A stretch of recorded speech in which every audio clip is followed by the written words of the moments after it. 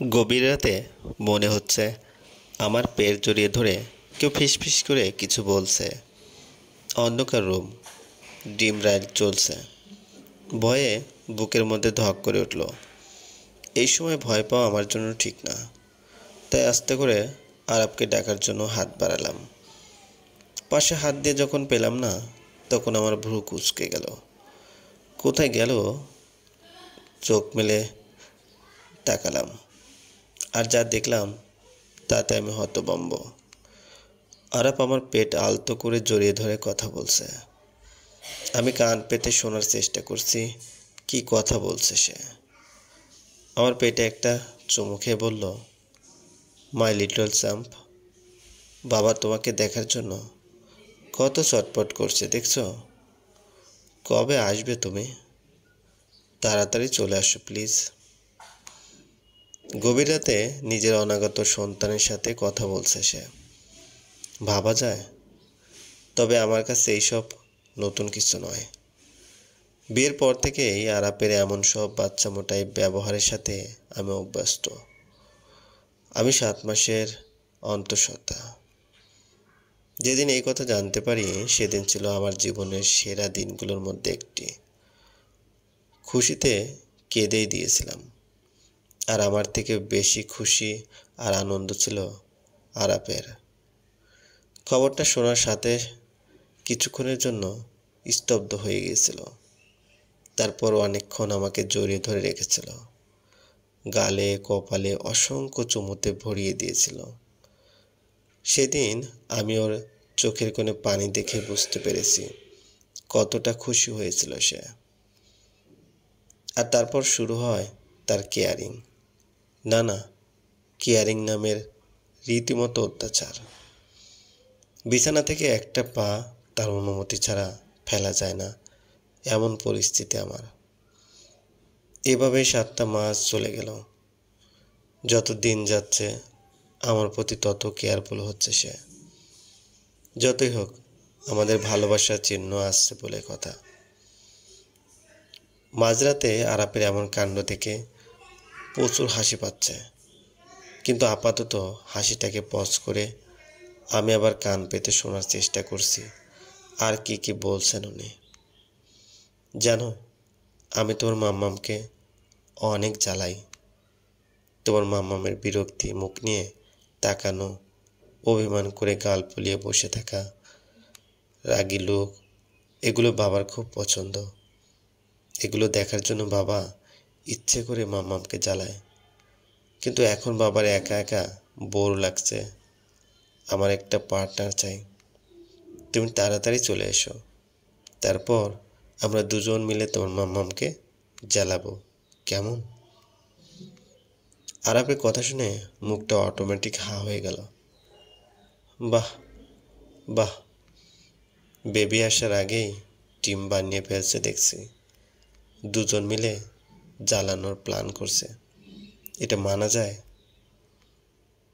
আর কোনো কথা শুনতে না পেয়ে চোখ মেলে তাকালাম। দেখলাম আরাপ পেট জড়িয়ে ধরেই ঘুমিয়ে পড়েছে। আমাকে নিয়ে ওনাদের মিটিং শেষ হলো। তবে আরাপের ঘুমন্ত মুখের দিকে তাকিয়েই মুচকে হাসি দিলাম, যাকে বলে তৃপ্তি হাসি। আরাপের এমন ছোট ছোট কাজের জন্য ওর প্রতি আমার ভালোবাসা দিন দিন তীব্র থেকে তীব্রতর হচ্ছে।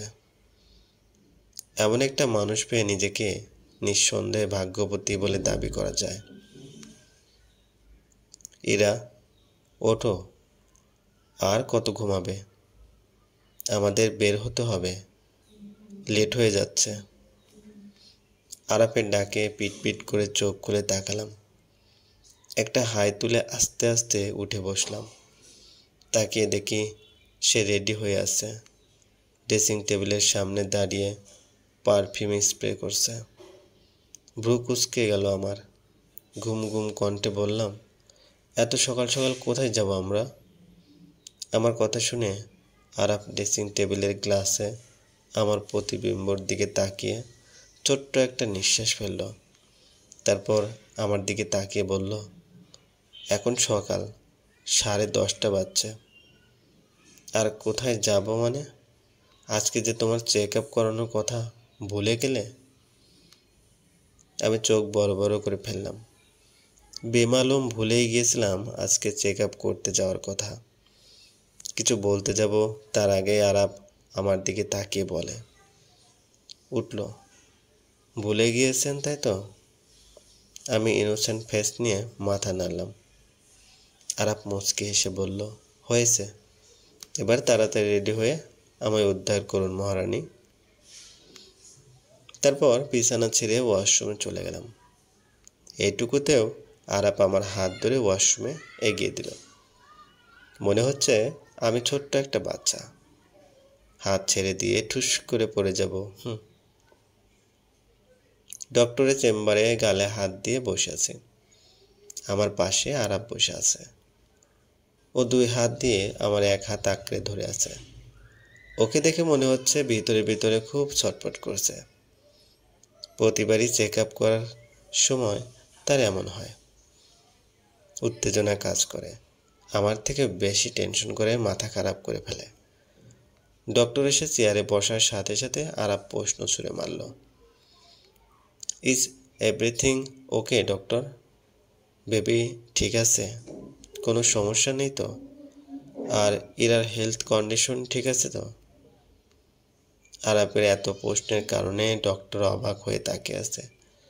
তারপর মুচকি হেসে বলল, রিল্যাক্স মিস্টার আহমেদ, সব ঠিক আছে, বেবির পজিশনও ঠিক আছে, আমি সব চেক করেছি। কথাটা শুনে আরাপের অশান্ত মনটা একটু শান্ত হলো। তারপর ডক্টরের সাথে আরও কিছু কথা বলে আমরা বেরিয়ে এলাম চেম্বার থেকে। হসপিটালের সামনে আসার পর আরাপ কিছু একটা দেখে তাড়াতাড়ি হাত দিয়ে আমার চোখ ঢেকে ফেলল। কিন্তু আমিও নাছোড়বান্দা, গম্ভীর কণ্ঠে বললাম, আরাপ হাত সরাও, আমি কিন্তু দেখেছি। আরাপ হাত সরিয়ে কাঁচুমুচু হয়ে বলল, ওদিকে কিছু নেই জান পাখি, চলো বাসায় যাই। আমি কোমরে হাত দিয়ে গাল ফুলিয়ে বললাম, আমি দেখেছি আইসক্রিম। তারপর আবার দাঁত কেলিয়ে বললাম, কিনে দাও। আরাপ বিড়বিড় করে বলল, চোখ তো নয় যেন সিসি ক্যামেরা। আমি তো ঠিকই শুনে ফেলেছি, কিন্তু সেই দিকে পাত্তা দিলাম না। অন্য সময় হলে ঠিকই ঝগড়া শুরু হয়ে যেত, কিন্তু এখন আমার আইসক্রিম খাওয়া বেশি ইম্পর্টেন্ট। আরাপ আমার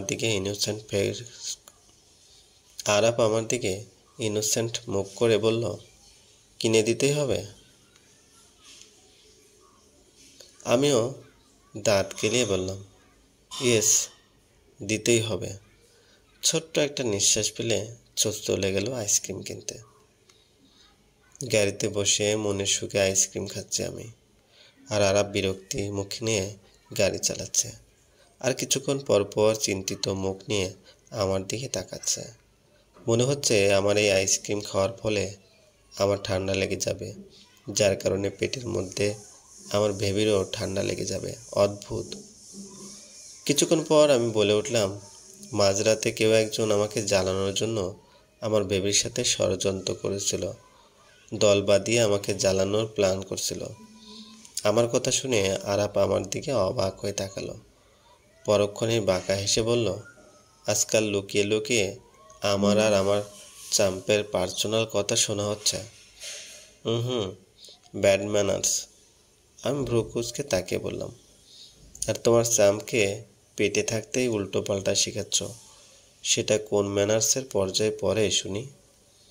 আমাকে জ্বালানোর প্ল্যান করছে ওনারা। কথা শেষ হতেই দুজনের দিকে তাকালাম। অতঃপর অট্ট হাসিতে ফেটে পড়লাম। অসহায় মুখ নিয়ে বসে আছে। আমার সামনে এক গাদা ফল কেটে রাখা। কিছুক্ষণ আগে এগুলো হাতে করে নিয়ে রুমে ঢুকে আমার সামনে রাখলো আরাপ। আমি ফোন গেম খেলছিলাম। আরাপ আমার সামনে ওগুলো রেখে বলল, এরা ফিনিশ ইট। এগুলোর খাওয়ার কিছুক্ষণ পর রহিমাখালা দুধ দিয়ে যাবে, ভালো মেয়ের মতো খেয়ে নেবে। আমার প্রেগনেন্সির এখন 9 মাস চলছে। এই সব সাইপাস আজ কতগুলো মাস থেকে আমাকে গেলাচ্ছে এই লোকটা। কিছু বললেই ধমক দিয়ে বসে রাখে, অসহ্য। একবার আসুক আমার বেবি, তারপর আর জীবনে ওই দুধ নামক বস্তুটা মুখে নিচ্ছি না আমি। আমার ভার্সিটির ওই টাক্কু প্রফেসরের কসম। কাঁচুমুচু মুখ নিয়ে একবার খাবারের দিকে তাকাচ্ছি, আবার আরাপের দিকে। সে সোফায় বসে ল্যাপটপে এক মনে কাজ করে যাচ্ছে। আমি কিছু বলতে যাব তার আগেই আরাপ ল্যাপটপে চোখ রেখে বলল, নো এক্সকিউজ ইরাবতী, সবগুলো শেষ করো, আদারওয়াইজ আমি এসে খাওয়ালে সেটা ভালো হবে না। ব্যাস, আর কিছু বলতে পারলাম না। দুঃখী দুঃখী মন নিয়ে খাবারগুলো গিলছি। হঠাৎ পেটে ব্যথা অনুভব করায় মুখ থেকে আহ শব্দ বেরিয়ে এলো। আরাপ সোফা থেকে উঠে এসে উত্তেজিত হয়ে বলল, কি হয়েছে জান পাখি? কোথায় কষ্ট হচ্ছে? ব্যথা করছে? বলো আমাকে। আমি পেটে হাত দিয়ে অসহায় চোখে তাকিয়ে বললাম, তোমার চ্যাম্প আমায় কিক মারছে। আর ফাঁ করে তাকিয়ে তারপর মুচকে এসে আমার পেট আলতো করে চুমু খেয়ে বলল, বেবি, তুমি তো দেখছি পেটের মধ্যেই ফুটবল খেলা স্টার্ট করে দিয়েছো, কিন্তু ওখানে তো জায়গাটা খুব ছোট, তাই না? মাম্মামের তো কষ্ট হয়। তুমি তাড়াতাড়ি বাহিরে চলে এসো, তারপর আমরা একসাথে খেলবো। আরাপের কথায় আমি হেসে ফেললাম। কিছুক্ষণ পর আবার ব্যথা করছে। এবার ব্যথাটা আস্তে আস্তে বাড়তে লাগলো, যা সহ্য করা আমার পক্ষে অসম্ভব হয়ে দাঁড়িয়েছে।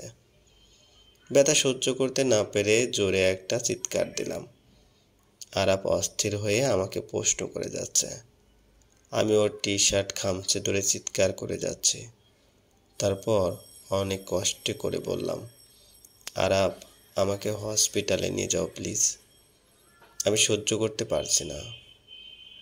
ব্যথার জন্য কথা বলতে কষ্ট হচ্ছে। আরাপ আর একটুও দেরি না করে আমাকে কোলে তুলে নিল। হসপিটালের বেডে শুয়ে আছি আমি। ক্লান্ত চোখে আস্তে আস্তে চোখ মেলে তাকালাম। দেখলাম আরাপ দরজা খুলে ভেতরে আসছে।